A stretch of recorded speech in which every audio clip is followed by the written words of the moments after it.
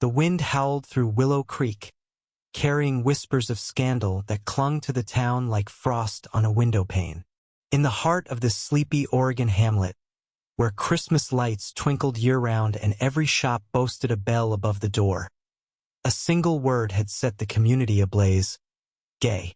And it wasn't just anyone they were talking about. It was Santa. Elliot Harper, 29, stood in the town square, his hands stuffed deep into the pockets of his wool coat, staring at the towering Christmas tree he'd helped decorate just days ago. The red scarf around his neck fluttered as he fought the sting of tears. For years, he'd been Willow Creek's beloved Santa, donning the red suit every December to light up children's faces at the annual winter festival. His warm laugh and knack for remembering every kid's name had made him a local legend. But now the town's love had curdled into judgment. A photo of him kissing his boyfriend, Marcus, at a Portland bar had leaked online, and the whispers had turned into a roar. "Santa's supposed to be pure," they'd said. "Not that kind of man." Elliot's breath hitched as he remembered the meeting last night at the community center. Pastor Reed, with his wire-rimmed glasses and sanctimonious tone, had led the charge. "We can't have a Santa who lives in sin," he declared, his voice echoing off the wood-paneled walls. Half the town had nodded, their faces tight with discomfort or outright disdain. The other half stayed silent, their eyes on the floor.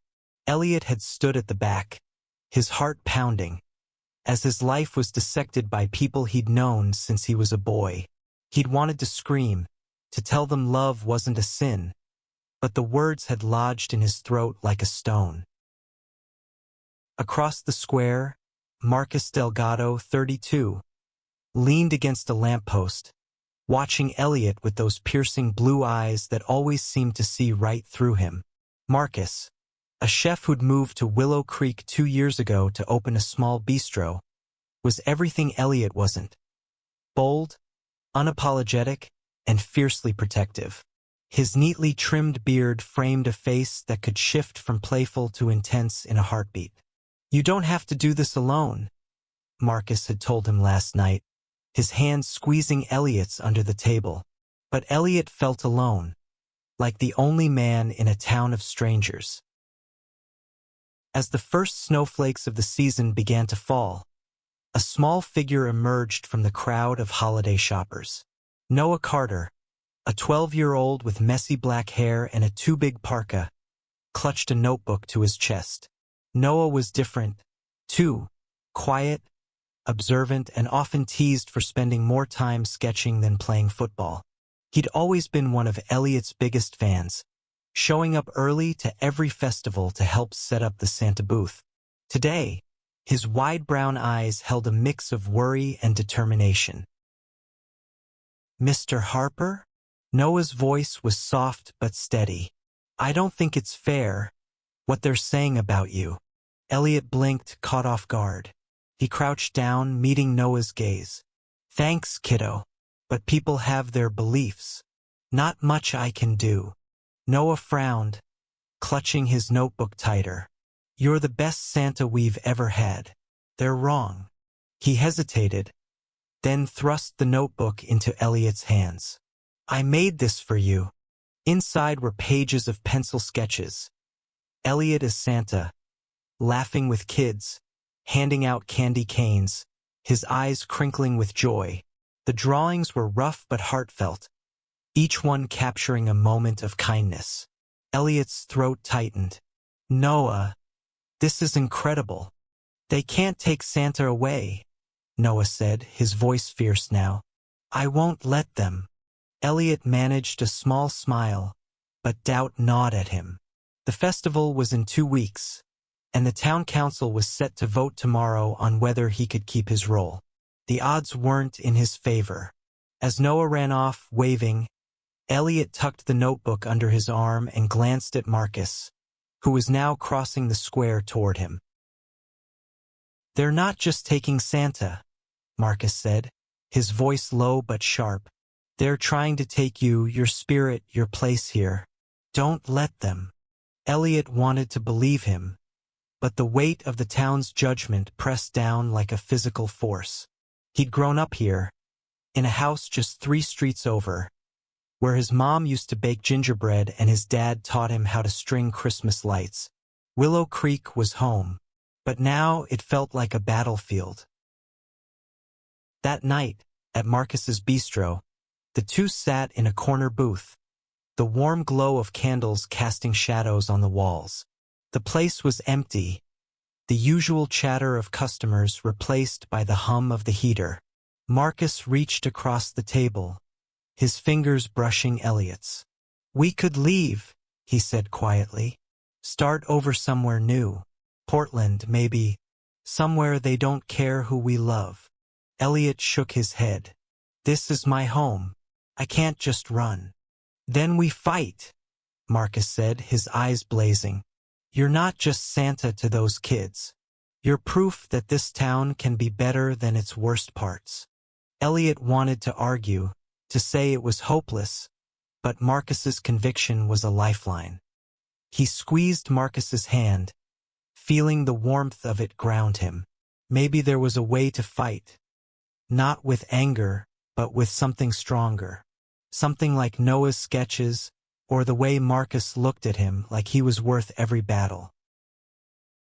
The next morning, the town council meeting loomed. Elliot dressed carefully, his hands shaking as he tied his scarf. He didn't know what he'd say, or if anyone would listen, but as he stepped outside, Noah was waiting on the sidewalk, his notebook tucked under his arm and a determined glint in his eyes. "I'm coming with you," Noah said.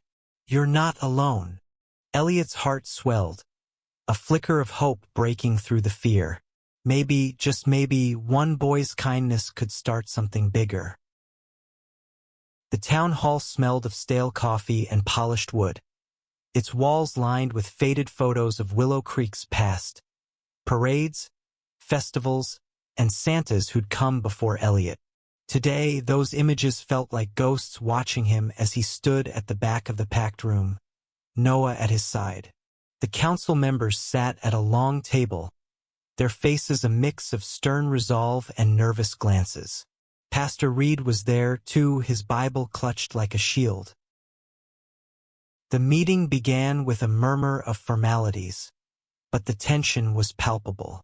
When the topic of Santa's suitability came up, the room fell silent. Councilwoman Linda Hayes, a woman in her 50s with sharp eyes and a no-nonsense demeanor, cleared her throat. "We've received complaints about Elliot Harper's lifestyle. Some feel it's inappropriate for our Santa to represent certain values." Elliot's stomach churned. He wanted to disappear, but Noah's small hand brushed his, a quiet reminder of why he was here. Marcus, seated a few rows ahead, turned and gave him a nod, his expression fierce and unwavering. Then, to everyone's surprise, Noah stepped forward. "Can I say something?" His voice trembled, but he didn't back down.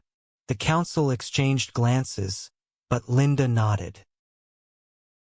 Noah climbed onto a chair, clutching his notebook. "Mr. Harper's the best Santa we've ever had. He listens to us. He makes us feel special. Isn't that what Santa's supposed to do?" He opened his notebook, holding up a sketch of Elliot surrounded by laughing kids. "This is what he does. He's kind. He's good. Why does anything else matter?" A murmur rippled through the crowd. Some nodded, others shifted uncomfortably. Pastor Reed stood, his voice booming. "Young man, this isn't about kindness. It's about morality. Santa is a symbol of tradition, and we can't have tradition." Marcus interrupted, standing now, his chef's apron still tied around his waist from the morning shift. "Tradition is about love, not hate. Elliot spent years giving this town his heart. You don't get to take that away because you're scared of who he loves." The room erupted, some clapping, others shouting. Linda banged her gavel, calling for order. Elliot felt like he was watching it all from a distance, his heart pounding. He hadn't planned to speak, but Noah's courage and Marcus's fire pushed him forward. "I've been your Santa for 7 years," Elliot said, his voice steady despite the knot in his chest. "I've held your kids, listened to their wishes, and tried to make this town a little brighter. If you think who I love makes me less of a person, then you don't know me at all." The room quieted. A few people clapped softly, including xoăn, a 40-year-old librarian who'd always been kind to Elliot, but others, like Tom Carver, a gruff hardware store owner in his 60s, crossed their arms, unmoved. The council deliberated for what felt like hours. Finally, Linda announced the vote, 3-2 in favor of keeping Elliot as Santa. Relief washed over him, but it was short-lived. Pastor Reed stood, his face red. "This isn't over," he said. "The festival's in 2 weeks. We'll see what the town really thinks." As the crowd dispersed, Noah tugged at Elliot's sleeve. "We did it, right? For now," Elliot said, ruffling his hair. But he knew Pastor Reed's words were a promise of more trouble. That night, Marcus cooked dinner at his apartment, a cozy space filled with the scent of roasted garlic and jazz playing softly in the background. Elliot sat at the counter, watching Marcus chop vegetables with practiced ease. "You were amazing today," Marcus said, glancing up. "You stood up for yourself." "Noah started it," Elliot said, smiling faintly. "Kid's braver than I am." Marcus set down his knife and walked around the counter, pulling Elliot into a hug. "You're brave too. You just don't see it yet." Elliot leaned into him, the warmth of Marcus's arms easing the ache in his chest. But as they sat down to eat, a brick crashed through the bistro's front window downstairs, shattering the quiet. Scrawled on it in red paint was a single word: "Freak." Marcus's face hardened, but Elliot felt the world tilt. This wasn't just whispers anymore. This was hate, raw and real. He thought of Noah, of the sketches, of the kids who still believed in him. He couldn't let them down. "We need a plan," Marcus said, his voice steady despite the chaos. "We're not just fighting for you. We're fighting for everyone who feels like they don't belong here." Elliot nodded, his resolve hardening. Tomorrow they'd rally their allies, Sarah, Noah, maybe even Linda.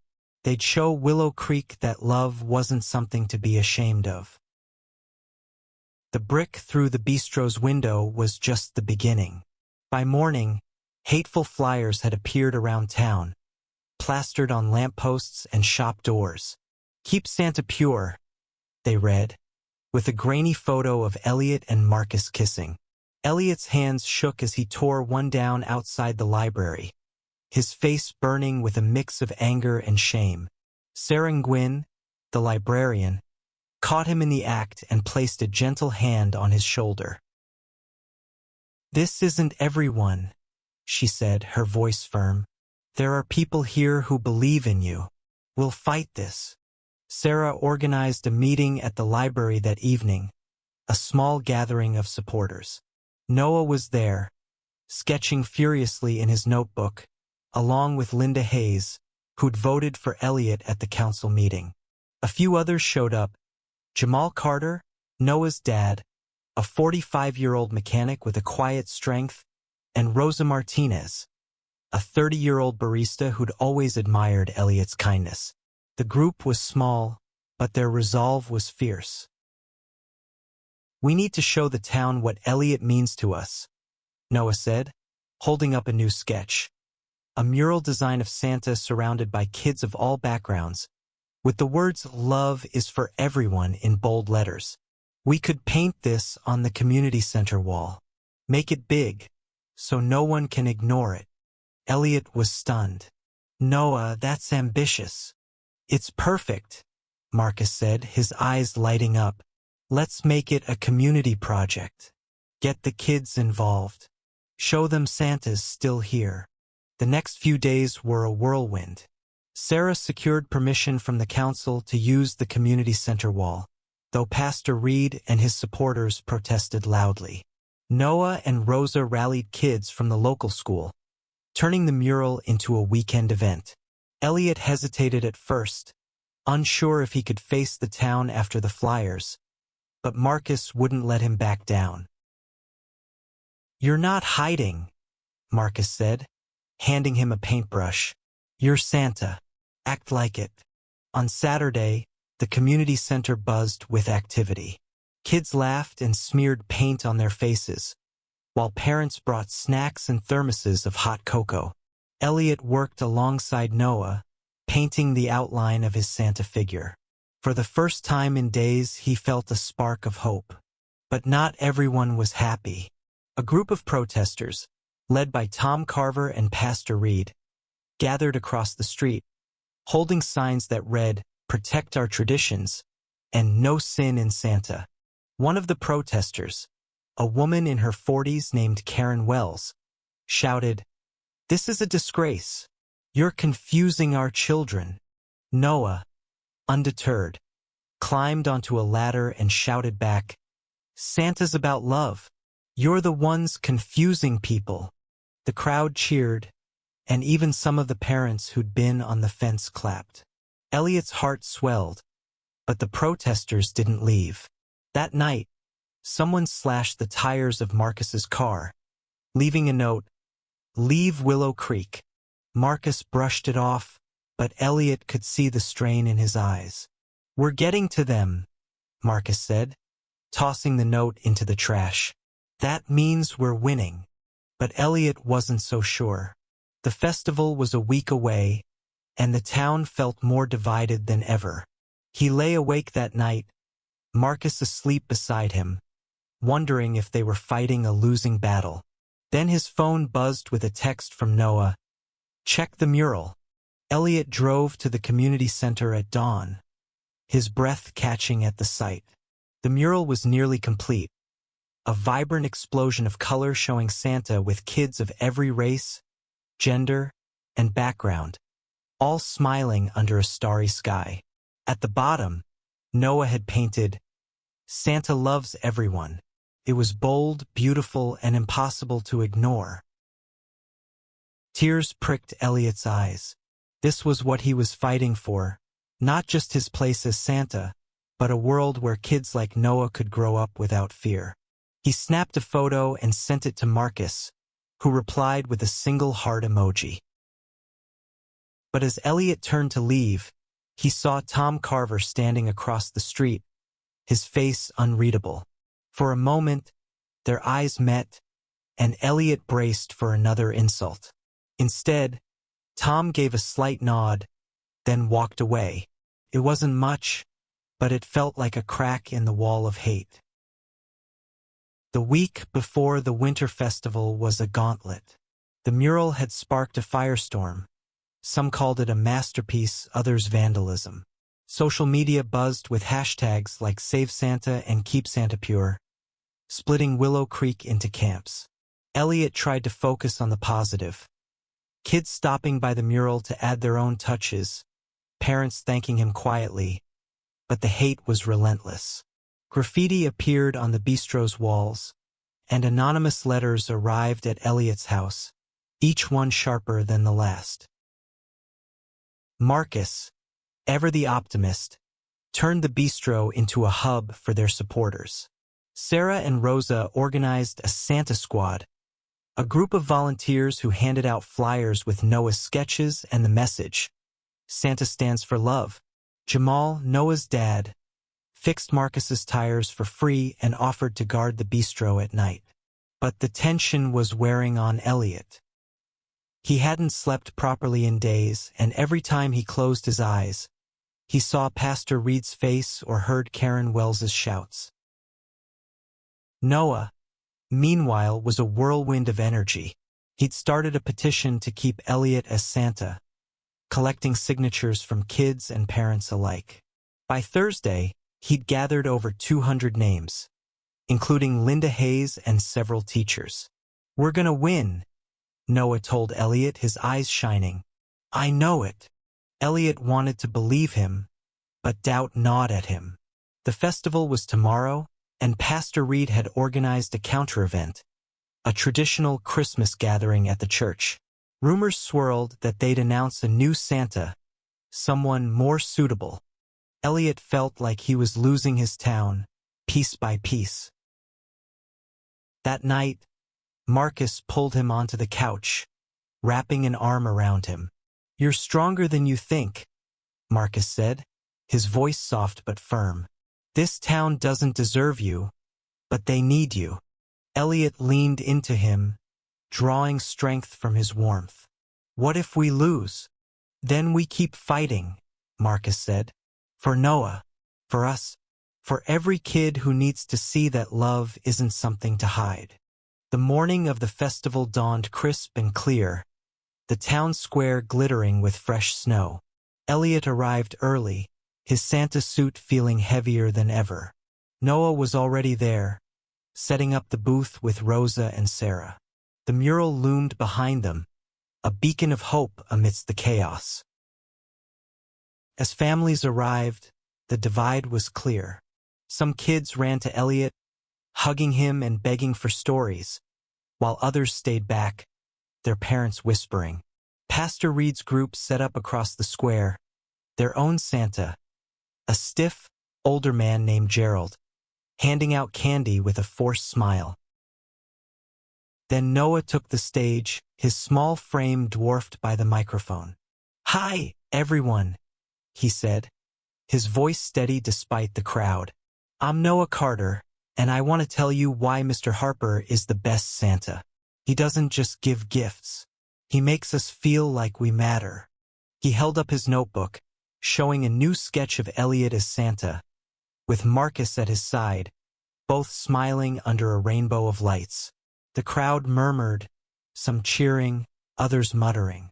Noah didn't stop. Santa's about love, and Mr. Harper loves this town. He loves us. Isn't that enough? A hush fell over the square. Then, to Elliot's shock, Tom Carver stepped forward. The hardware store owner, who'd been so cold before, cleared his throat. I've known Elliot since he was a kid. He's always been good to this town. Maybe we got this wrong. The crowd erupted, some clapping, others shouting in protest. Elliot's heart raced. He stepped onto the stage, taking the microphone from Noah. I love this town, he said, his voice breaking. I love being your Santa. If you'll have me, I'll keep doing it with all my heart. Marcus joined him, his hand slipping into Elliot's. The gesture was small but seismic, a declaration in front of everyone. And then, one by one, kids broke away from their parents, running to the Santa booth, chanting, "We want Elliot!" The festival transformed in that moment. The kids' chants grew louder, drowning out the protests.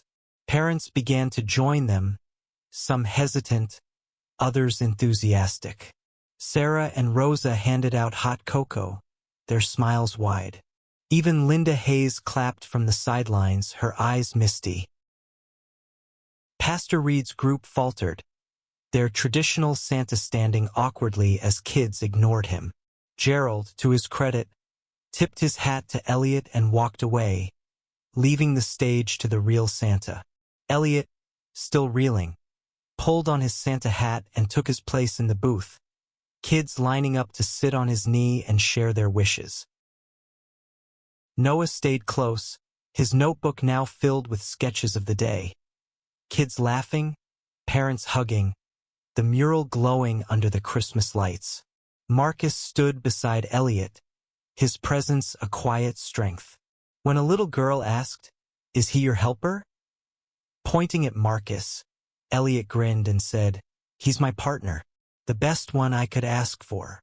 The crowd cheered, and for the first time, Elliot felt the town's love outweigh its hate. Not everyone was won over. Pastor Reed left early, his face grim, but the tide had turned. Tom Carver approached later, his hands in his pockets. "I was wrong," he said gruffly. You're a good man, Elliot. Always have been. As the festival wound down, snow falling gently, Elliot and Marcus stood under the Christmas tree, their hands intertwined. Noah ran up, his parka dusted with snow. We did it, he shouted, hugging them both. You did it, Elliot corrected, ruffling his hair.